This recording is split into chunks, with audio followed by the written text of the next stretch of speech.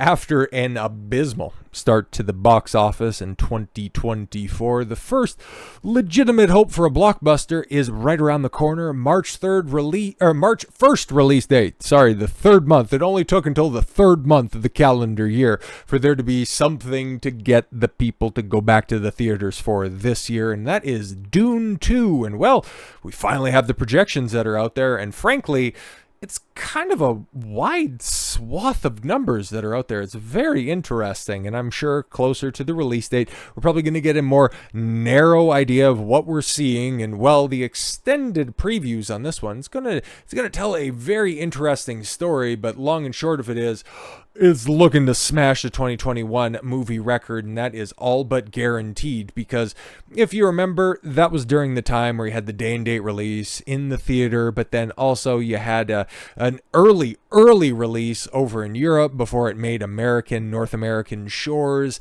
and then also, yes, with the release on HBO Max at the time, it ended up hampering the overall box office haul. But we're not going to get this the second time around. It has adequate marketing. It has a budget that is very much measured, especially for everything they do accomplish. Even with the ensemble cast, everybody has a cohesive vision for this project, and well, it's all shaping up to be absolutely great. And for Dune fans and for people that were fans of the original, I hope that this is great for you. I've got things that I'm looking forward to towards the end of February, the beginning of March, that is definitely going to be occupying my time. So if you're looking forward to this, I hope it's a banger, man. 1000%.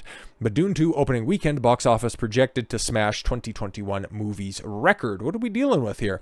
Dune Part 2's box office projections have arrived, and the film is predicted to very handily beat the first film's numbers.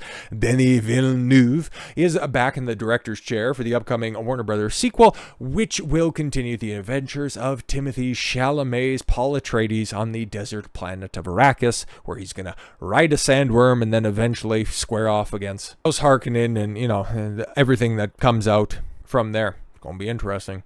The first movie, which adapts the beloved source material by author Frank Herbert, was a hit in 2021, ending its theatrical run with over $402 million worldwide. Barely breaking even. It turned in a little bit of a profit, because I thought the original budget was $150 million, $150 million, like that. So yeah, it made a little bit of profit, but this next go round, don't even worry about it. As for Dune Part 2 release date approaches, early projections shared by comicbook.com predicted the sequel will earn $65+ million domestically in its opening weekend. That sounds a little trepidatious, but that would see Villeneuve's follow-up movie smash past the first film's opening weekend box office haul, which came in at $41 million. Dune Part 2 is shaping up to be the first big blockbuster hit of the year, and well, the first one until, I don't even know the big release that's out there on the calendar, anything that's going to be close to this, because the original Dune had really good legs. It had awesome staying power. And yeah, Dune's $402 million box office comprises $108.3 million domestic and $293 million internationally. So yeah, some of the projections I've seen out there, its overall opening worldwide weekend is anywhere between $120 and $150 million. Like, those are pretty wide bars, but the first 6-digit opening weekend, not bad at all. Dune's box office was impressive, but undoubtedly affected by the coof pandemic upon its release in October of 2021.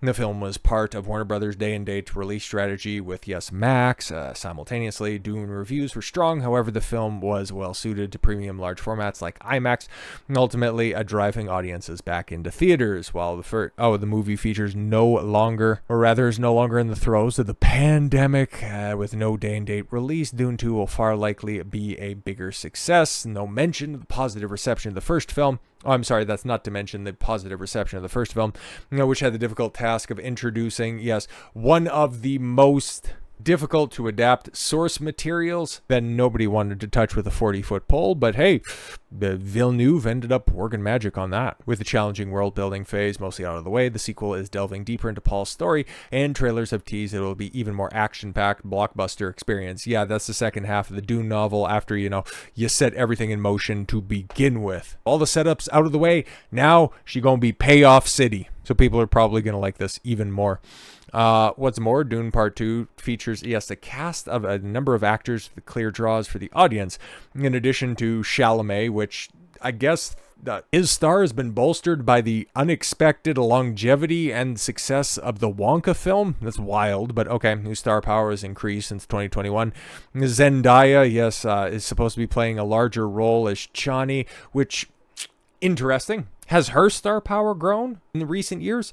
I don't really think so. What was the last big budget film that she was a part of was also in 2021, Spooderman No Way Home. So that'll be interesting because she's done a bunch of other, little artsy things and has mostly become a meme online as, how does somebody so mid become a supermodel? I was like, she's fine, but whatever. Newcomers like Florence Pugh and Austin Butler join the cast. That will also work in the film's favor. Yeah, you lose Oscar Isaacs and then you end up getting a little mid-dwarf, and I don't know who Austin Butler is, to be completely honest. But you do have a lot of returning characters, not Jason Momoa either, because Duncan Idaho take a dirt nap yet? Sorry, spoilers, obviously. I think he did towards the end of it. I watched a couple of recaps of it. It looks very interesting. I'm not going to bother watching the film, but, hey, man, I respect the source material. It looks very interesting. You have Batista being the, properly cast, actually. Terrible actor, but he's kind of the muscle for House Atreides, okay? And then you also have Josh Brolin attached to this, which, hey, man, everything that guy's in, even if the material isn't very good, he still delivers an excellent performance. And, well, he's definitely taken this one very seriously and very creepily, in fact, because Gurney Halleck is the character that he plays, and I'll be completely honest, hey man, I didn't refresh my memory enough on this one, so my bad on this, but Josh Brolin wrote poetry about Timothée Chalamet's cheekbones for his Dune coffee table book. He wrote poetry for everybody. It's just the Timothée Chalamet stuff really kind of seems like Josh Brolin would have been a lot more comfortable cast as Shani as opposed to Gurney Halleck. What do I mean by that? Well, Brolin isn't the only person writing poetry about Timothée Chalamet, but he's probably the most famous. Why would you release this? It might sound like an unexpected development from the actor who plays Lethal Warrior Gurney Halleck in Dune Part 1 and 2, but after filming both sci-fi epics alongside Chalamet, what else was there to do? Yeah, exactly. In the poem shared with Variety, Brolin called attention to the co-star's cheekbones, youth-laden eyes, and lips of a certain poetry. Also wrote that time with the young star prompted him to contemplate mortality. Whew. This is the type of stuff that a lovesick 14-year-old girl will write to their first crush. He's like a 50-year-old man. The way you hold my gaze, G-A-Z-E, not G-A, you get it, makes me fear for my own age, because something in me tells me you are going to offer me something, and for now, I'm not sure it's going to be something I want any more. This is a man writing this to another quote-unquote man. What, Josh, can we get a wellness check on Josh Brolin? Can we do this? What the hell? Brolin isn't writing love poetry about his castmate, but just for the hell of it, or at least, why would you publish this? You keep this shit to yourself. If you have these types of weird feelings, you just bottle them. You suppress them like everybody else. The Dune actor teamed up with the cinematographer Greig Fraser to document the behind-the-scenes action in the first two films for a coffee table book, Dune Exposures. Okay, accompanied by Fraser's photography, Brolin used the different formats to put his on-set experiences into words. Too many words. Writing is very different tonally, he said. The work throughout the 172-page book. Sometimes it's tongue-in-cheek. Yeah, it looks like you want tongues and cheeks in different places. Sometimes it's descriptive, sometimes it's dialogue, and sometimes it's a poem.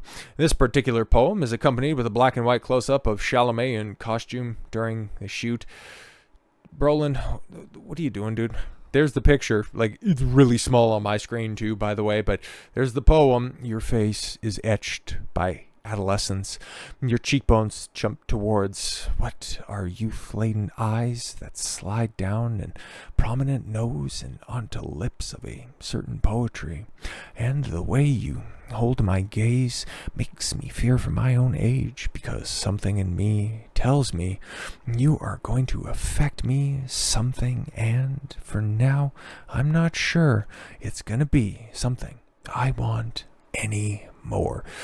And then with the whole fuck me eyes picture that he has right there, it's like, let me just go back to, can't Thanos just snap all of those creepy feelings out of his own, subconscious, so that we don't have to read unnerving stuff like that? That'd be great. Okay, thanks. I hear that Disney's, knocking on the door trying to bring back Thanos because they're completely and totally out of ideas, but there's one for you, so I don't have to read anything that uncomfortable ever again.